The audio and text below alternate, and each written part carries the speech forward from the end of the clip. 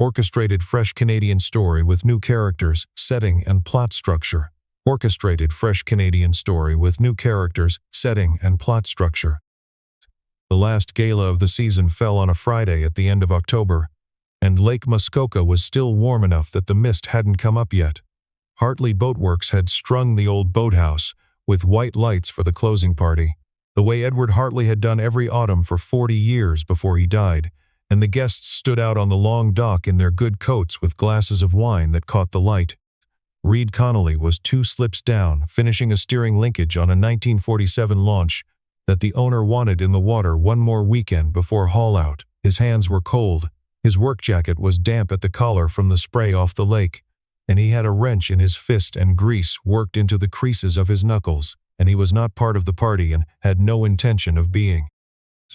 A man's voice carried over the water the way voices do at night on a lake. Something about Adeline Hartley. Something about how a woman like that could have any man in the province and knew it. There was laughter. The easy laughter of people who have never once worried about money. And then she was walking past him along the dock, alone, a few steps ahead of the noise. She slowed when she came level with the launch. Reed said it before he had decided to say it. He was not a man who said things. Whoever ends up standing next to you, he said, is going to be a lucky guy. Adeline Hartley stopped. She looked at him for a moment, and then she answered so quietly he almost lost it under the slap of the water against the cribbing. I was rather hoping that would be you. If those first 90 seconds pulled you in, do something for me before we go any further. Type the word "stay" in the comments. Just stay. Then come back and we'll keep going, because what happened over the next 6 weeks is the part nobody at that party would have believed. She didn't wait for him to answer. She kept walking toward the lights, and he stood there with the wrench going colder in his hand, and he could not for the life of him understand why his chest felt the way it did.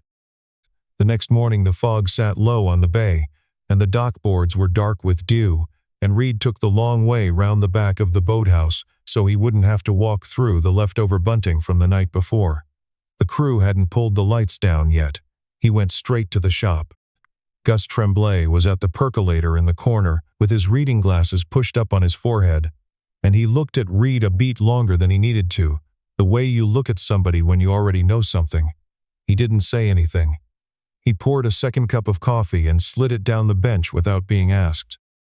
By 7 Reed was home. The little post and beam place he rented out past Sparrow Lake smelled of toast and wood smoke, and his daughter June was at the kitchen table in her school clothes, drawing a boat on the back of a flyer that had come in the mail. She'd drawn it with a square sail, which was wrong for the hull she'd given it, but he didn't correct her yet. You came home late, June said, not looking up. Steering job. On a boat. On a boat. She seemed to accept this. She turned the pencil over and added a little flag to the top of the mast, and Reed stood at the counter buttering toast and thinking of a woman on a dock and the way she'd said that would be. You like it was the most ordinary fact in the world. 20 kilometers south, in the head office over the marina in Gravenhurst, Adeline Hartley stood at the window with a coffee that had gone cold an hour ago. The bay below her was the color of pewter. Her chief of staff, Priya Anand, knocked once and came in with a tablet under her arm and a careful expression that Adeline had learned to read like weather. Kessler filed the Northbridge agenda this morning, Priya said. He's calling a special shareholders meeting, 2 weeks out. Adeline nodded. She didn't turn around. Adeline, did you hear me? She'd heard. Vincent Kessler had been her father's chairman for 30 years and her own for 2. And for the last 18 months he had been quietly steering the board toward selling the Heritage Yard and the marina and the boat shop and the whole stretch of waterfront to a hotel chain out of Calgary that wanted to put up a 4-season resort and a parking structure where the building shed now stood. Priya waited. After a moment she set the tablet on the desk and left. Adeline didn't look at the tablet. She looked at the photograph on the credenza, her father at the wheel of the Marguerite 20 years ago, and her own younger self beside him, 14 and squinting into the sun, her hand on his sleeve. The Marguerite was the most beautiful launch Edward Hartley had ever put his name to. He'd told her so himself, more than once, at the end when there wasn't much else he could still hold on to. At noon she drove down to the yard, no appointment, The shop door was rolled open and Reed Connolly was crouched beside a keel with a sanding block, and she stopped about 3 meters off. He felt her before he saw her. He stood. "I need the survey list on the Pearson tender," she said. "By Friday." "You'll have it Thursday." She nodded. She didn't move. "Anything else, Miss Hartley?" She looked at him. He looked back. The yard didn't pause for either of them. The gulls, a generator somewhere, the rattle of a halyard against an aluminum mast down by the gas dock, none of it stopped. "No," she said, "that's everything." She turned to go. He let her get 4 steps. "I shouldn't have said what I said last night." She didn't turn around. "You think I'd have answered if you hadn't?" And then she was gone, up the ramp and into her car, and Reed stood there, holding the sanding block for a long minute before he sat down on the keel and put his face in his hands. Not because it hurt. It didn't. That was the part he couldn't figure out. That evening Gus came and stood beside him at the end of the dock with 2 cans of something cold and put one in his hand without asking. The light was going copper across the water. "You wanted to say it," Gus said. "I didn't want to say it last night." Reed watched the tideless lake do the small thing it does, the surface lifting and settling. There's no right night for that kind of thing. They drank without talking until the lights came on across the bay. 3 days later, Adeline stayed in her office past the hour she usually left. She had a stack of memos on the desk and read none of them. She got up and took the photograph down off the credenza and laid it flat. The Marguerite. Her father had launched her in the spring of 2014, and Adeline had been 22 and home from Queens for the summer. And she'd asked him who'd drawn the lines on a hull that pretty. He'd said the boy was too young to be ruined with attention. Adeline had laughed. Her father hadn't. Priya came in with the morning's agenda and glanced at the photo lying face up on the desk. "You know Connolly used to work for us," she said, as if it had just occurred to her. "Years back, in the Toronto design office before he came up north." Gus mentioned it once. Adeline didn't look up. How long ago? 12 years, give or take. Gus didn't want to say much more than that. Adeline thanked her. She waited until the door closed. Then she put her hand flat on the photograph and held it there, the way you hold a gunwale when the wake hits and you'd rather not get wet. By midday, she was at the yard again. She walked past the main shop without stopping and found Reed in the long storage building behind the slipways, where the company kept the old hulls it had built for itself over the years. The big doors were rolled open, and the light came in sideways. He was crouched beside the keel of an unfinished hull, and she didn't wait for him to stand. "You drew the Marguerite." He didn't get up right away. He set his hand flat on the concrete and rose slowly the way a man does when his knees have a few years on them. "I drew the Marguerite." Dust hung in the slant of light. Outside, a gull said something and another one answered. "My father picked you when you were 27. He did. He told me he couldn't put your name on it, because the attention would wreck you." "He told me the same about Quiet," Reed said. "Said it'd wreck me faster than attention would." Adeline sat down on a coil of dockline as though her legs had decided it for her. She didn't cry. She held very still, the way you do when a swell comes up out of nowhere and you're working out whether to brace or just let it roll under you. "You were supposed to run the whole design division." "I was." "What happened?" He didn't say his wife's name. He said, "Hannah got sick. We came home to Muskoka so she could be near the water. She lived about a year and a half after that." He looked at the unfinished hull, not at Adeline. "After she was gone, I went into the drafting room one morning and looked at the table and knew the next line I drew I'd hate, so I didn't draw it. Haven't drawn one since." Adeline was quiet for a long time. "Why come back here of all the yards?" "Because the Marguerite's in this building," he said. "Because June grew up on this lake. Because Gus needed a Finnish carpenter, and I needed work, and there wasn't anywhere else I was willing to be." She stood. She didn't touch him. She walked to the open door and stopped with her hand on the frame. "You should have let him use your name." He understood why I asked him not to. "I know he did," she said. "He always did." And she left, and Reed stood in the light, with the dust turning slowly in it, and didn't move for a while.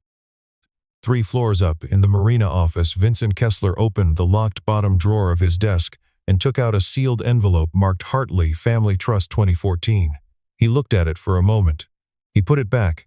Then he picked up his phone and told the man on the other end to move the meeting up. 2 weeks was too long.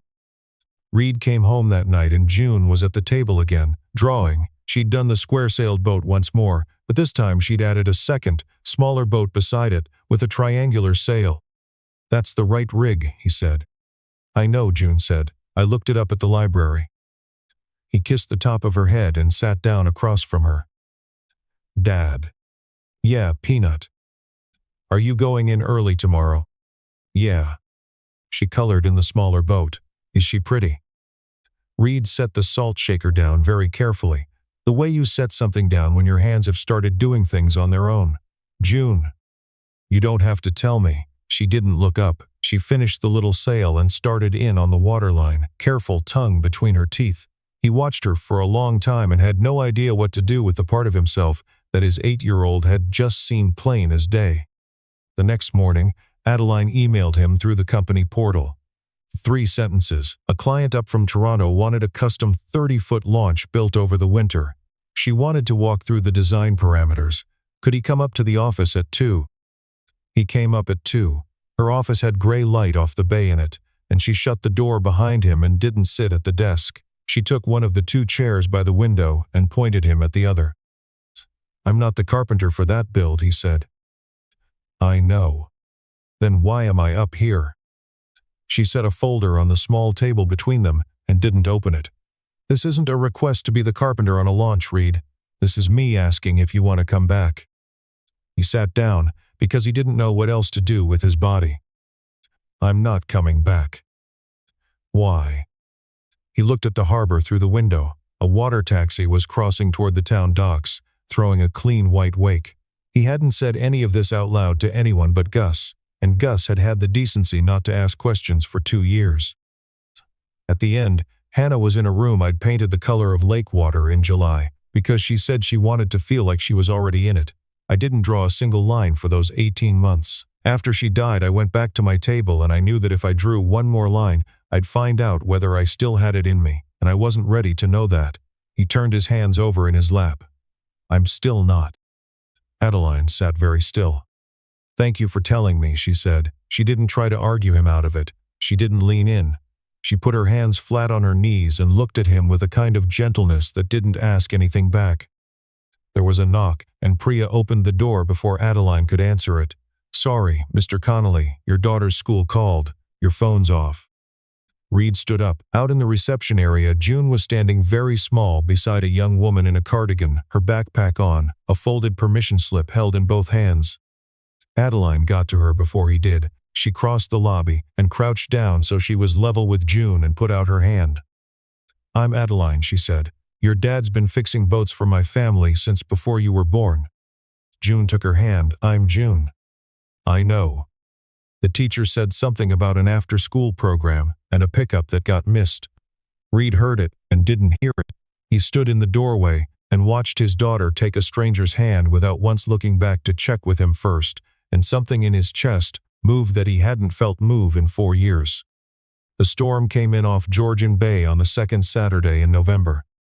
Environment Canada had the system tracking east all afternoon, and then by 6 in the evening it wobbled south and the cone slid right over the lake, and by 8 the marine forecast was a band of angry red with gusts to 80 after midnight.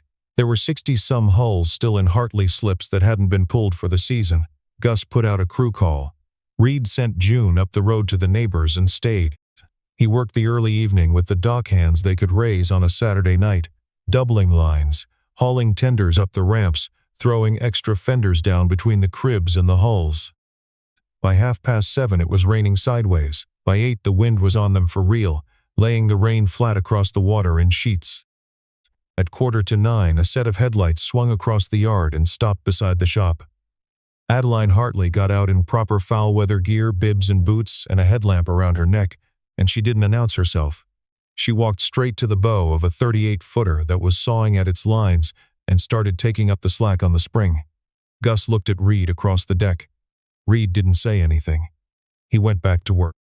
For 3 hours she worked beside them. She knew the knots. She knew which hulls needed their fenders doubled and which needed a second stern line run aft. She'd done this beside her father from the time she was 9 years old, and her hands remembered it before her head did. She didn't talk to Reed except to call out hull numbers and tell him what she was tying off. He didn't talk to her except to confirm. Once, across the foredeck of a sloop, in rain that had gone horizontal, the two of them looked at each other through the dark and the water, and neither one looked away for a slow count of 3. Then she called the next number, and they moved on. Around 1 in the morning the wind let off. The system tracked north of the lake after all. The way they sometimes do, and the worst of it never came. The yard held. Every hull stayed where it was supposed to. The crew packed into the big shop with hot coffee and wet hair, and Adeline sat down on the bench beside Reed with her hair plastered to her neck and her chest still going from the work. Neither of them said the thing from the night of the gala. Neither of them needed to. When she fell asleep against the cinderblock wall, Gus came by and laid a tarp over her shoulders, and Reed watched him do it. Gus caught his eye once and went back to drying his hands like he hadn't seen a thing. By morning the lake was glass. That afternoon a Muskoka business site ran a short item, 6-paragraph careful language. It noted that the CEO of Hartley Boatworks had been seen in unusual proximity to a yard employee in recent weeks, and that some board members were said to be uneasy about the appearance of a personal entanglement during a sensitive evaluation of the company's sale. It didn't print Reed's name. It quoted a source it didn't name either. Adeline read it in the car on the way into town, her jaw setting. She didn't respond. She called Reed from her desk at 3. "You see the article?" "I saw it. If you want to step back from the build, I won't hold it against you. I won't even ask you to explain." There was a long silence on the line. "No, Adeline," he said. "I said no." She closed her eyes and held the phone to her ear and listened to him breathe for a moment. "Thank you," she said and hung up. Across town, Vincent Kessler read the same 6 paragraphs on his monitor and let himself, for the first time in a couple of years, a small and very precise smile. 2 days later, Reed submitted a counter-proposal to the Launch Commission. Instead of building the client a new 30-footer, he proposed a full restoration of the Marguerite. The hull her father had sailed, the hull Reed had drawn at 27, the hull that had been sitting under a tarp in the storage building for 12 years. Adeline approved it without a single note. Gus took him back into the storage shed and pulled the tarp off. The varnish had gone silver in the dark and the brightwork was dull, but the line of her, the long, easy sweep from stem to transom, was still perfect. Reed stood beside the hull with his hand on the rail for a long time and didn't say anything. June came down on the weekend, a PA day off school, and climbed up onto the deck before he could lift her. She sat at the bow with her legs over the side. "Dad, did you really draw this?" "I drew that." "Who was it for?" "For Miss Hartley's family." June ran her hand along the rail and didn't ask another thing. Adeline came down in the afternoon in jeans and a sweater and no makeup, not looking like a CEO at all, and climbed up onto the deck without asking and sat beside June at the bow. Below, Reed was working a stringer, and he could hear them. "You don't have a mom, do you?" June said after a while. Adeline was quiet a moment. "How'd you figure that out?" "Because you don't ask me about mine. People with moms always ask." Adeline looked out over the bay. "My mom died when I was about your age." June's voice went small. "Do you miss her?" "Every day, but I don't feel sad about it anymore. I just remember her." June nodded slowly, the way a kid does when she's just been told something true that she already half knew. "Me too," she said. Down below, Reed sat back on his heels and rested his forearm across his knee and kept his hands very still and did not let himself breathe loud. At the end of the day, Adeline walked June back to the pickup and stood with her until Reed came out, and then she didn't say goodbye. She just touched June's shoulder and went to her car. That evening, Kessler was waiting beside Adeline's car in the parking structure when she came down, hands in his coat pockets. "Vote with us, Adeline." "No." "Then there's something about your father I'll have to make public." She unlocked the car. "Vincent, there's nothing about my father that I don't already know." He smiled. It was the smile of a man who'd been holding one card for a very long time and had finally decided to lay it down. "That's because he kept something from you. I wouldn't." He walked off across the deck, his footsteps echoing off the concrete pillars, and Adeline stood beside her car with her hand on the door handle and didn't get in for a long time. Monday morning, Gus asked Adeline to come to the file room behind the shop. He locked the door behind her and opened the old steel safe in the corner and took out a manila envelope that had been sitting in there for 2 years. "Your dad gave me this 6 months before he died," Gus said. "He told me to give it to you when you could look at it without flinching. I've waited 2 years. I'm not waiting any longer." She opened it at the workbench.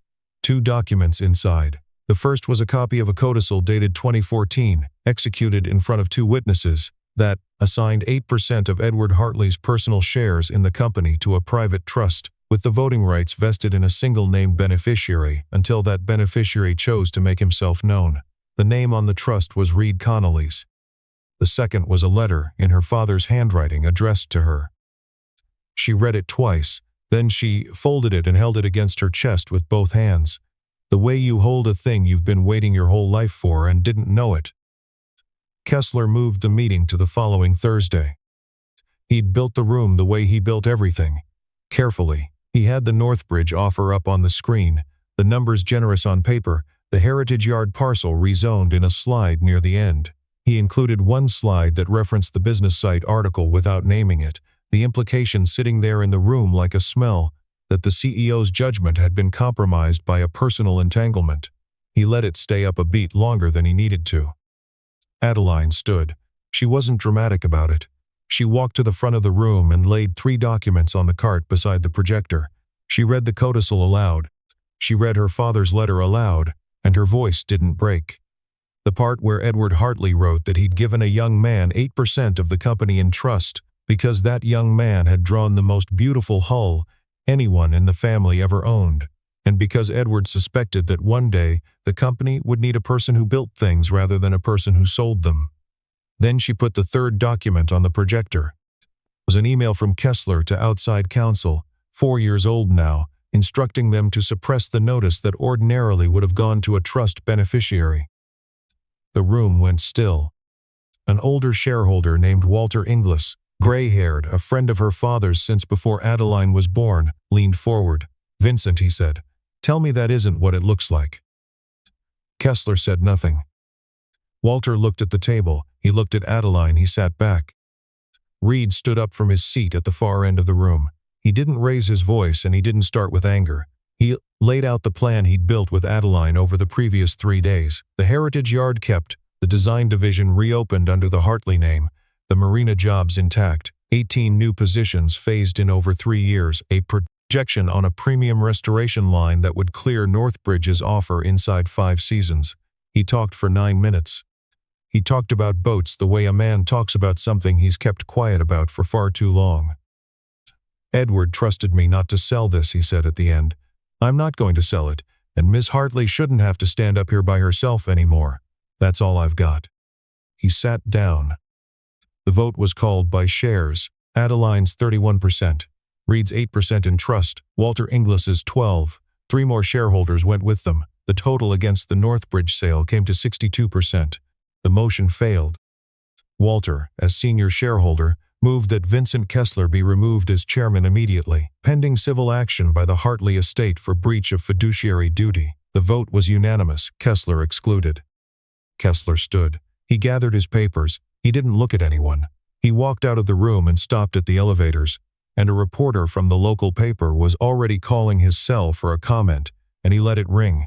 The doors opened and he stepped in. He'd spent 30 years building leverage in that company and in that town, and for the first time in his adult life, he couldn't think of a single thing to say back.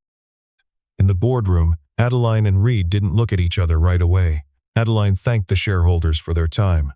Walter came over and put a hand on her arm. "Your father would have been proud of how you did that." She nodded. "Thank you. He'd have liked you saying so." When the room emptied, the 2 of them were left at the long table, with the bay full of cold light out the window. "Let's get out of this room," she said. He stood. "Yeah." They walked out together. That evening they ate at Reed's place out past Sparrow Lake. Adeline brought an apple pie she'd made in her own kitchen that afternoon, between meetings with her lawyer, and the crust had gone a little dark at the edges.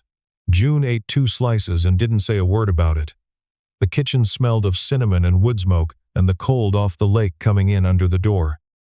June talked about school. Her class was doing a unit on the lake, and her teacher had told them about the fish that lived in Muskoka, and Adeline named 4 of them right, including the lake trout her father had taught her to spot off the back of the Marguerite when she was about June's age. June looked at her with a quiet kind of wonder. After the dishes, June went off to brush her teeth on her own without being told. Reed stood with a tea towel in his hand and watched her go down the hall. "What?" Adeline said. She used to need reminding. How long since she didn't? "Tonight's the first time." Adeline didn't say anything to that. She picked up a plate and started drying. After June was in bed, they went out onto the back porch. The bush behind the house was black, and the far light of somebody's dock blinked on the other side of the bay. They stood at the rail without talking for a long while.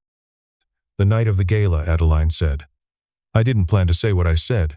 I didn't know it was going to come out of me until it already had." Reed kept looking at the dark line of the trees. "I'd been saying it in my head for the better part of a year," he said. "Every time you came down to the docks. Never once out loud." "Why not?" "Didn't think I had the right." "You always had the right." He turned and looked at her then. The porch light was low and half her face was in shadow. "So what now?" She let the question sit in the air a moment, then she reached over and took his, not his fingertips, his whole hand, and he took hers. Neither of them squeezed. They just held on. They didn't kiss. They stood on the back porch of a rented post and beam house and held hands and watched the bush and didn't need anything more than that for the night. After a while, she said she should head home. "All right, I'll be down at the yard tomorrow." "All right." She went down the steps and didn't look back at the door, but she lifted her hand without turning, and he stood at the screen and watched her taillights go past the bend in the road until the sound of the engine was lost in the trees. Inside, the kitchen light was still on. He turned it off and stood in the dark for a moment with his hand on the switch. He could hear June breathing in the back room. 4 years ago, he hadn't known there was a version of his life waiting on the other side of the one he was living. He hadn't let himself imagine one. Tonight, for the first time, he could see it. He went to bed. 6 weeks later, on the last Saturday in November, Muskoka caught a warm spell, a light wind out of the north and a sky the color of the inside of a clean shell. Kessler had resigned from the board 2 weeks before. The civil suit had been filed and was crawling through discovery. The Northbridge offer had been formally pulled. Walter Inglis was interim chairman. The design division of Hartley Boatworks would reopen in February under Reed Connolly, design director, 25 hours a week with a clause written into the contract for school pickup. June had started in the youth sailing program out of the town docks. Adeline had filled out the registration 2 weeks earlier, without being asked. That morning, the Marguerite went back in the water. It was a small thing, no press. The yard crew came down. Gus, a couple of the dock hands, June, Reed, Adeline. Before they slipped her in, Reed handed June the chalk for the keel marking. It was a thing Edward Hartley had taught him 12 years ago. The person who drew the lines marks the hull with one small word, somewhere only they'll know to look before she ever touches the water. June sat down on the ground beside the keel and wrote her name underneath, in small careful letters, in a spot tucked up where nobody would ever find it. June was here. Reed looked at it. He didn't wipe it off. He stood up and held out his hand, and she took it. They launched her. The Marguerite went in clean and sat the way she was always meant to sit. Gus had been right 12 years ago. She was the most beautiful one Edward Hartley ever put his name to. Reed clipped June's life jacket and ran his thumb under the strap at her shoulder to check the slack, the way he checked it every single time, and only then did he lift her aboard and set her down amidships. He took the helm. Adeline stood beside him. They idled out past the breakwall and into the open part of the bay, and the wind held, and the water was the deep cold blue it goes in late fall, and June sat with her hands flat on her own knees, looking out. She didn't look at either of them. She looked at the far shore and at a loon that surfaced off the bow and dove again without a sound. "Dad," she said. "Yeah, Peanut. Is Adeline going to come out with us again?" Reed didn't look over at Adeline. He kept his hand on the wheel and his eye on the telltale. "I was hoping she would," he said.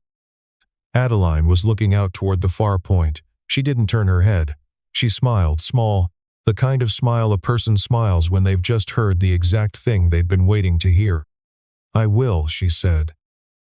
June nodded once, satisfied, and went back to watching for the loon. Nobody said the line from the night of the gala again. None of the three of them needed to.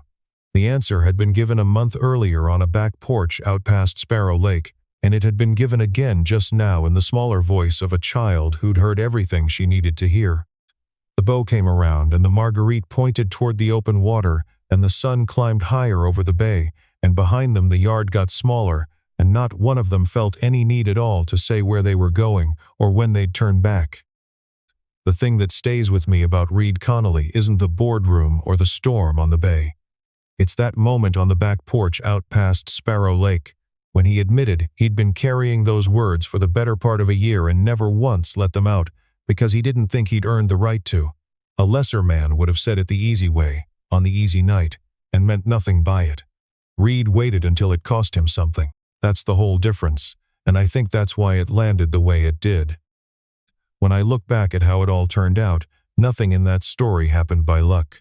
Reed kept his word to a dead man he loved, and that choice sat quietly in a safe for 12 years, until the day it was the only thing standing between Hartley Boatworks and the wrecking ball.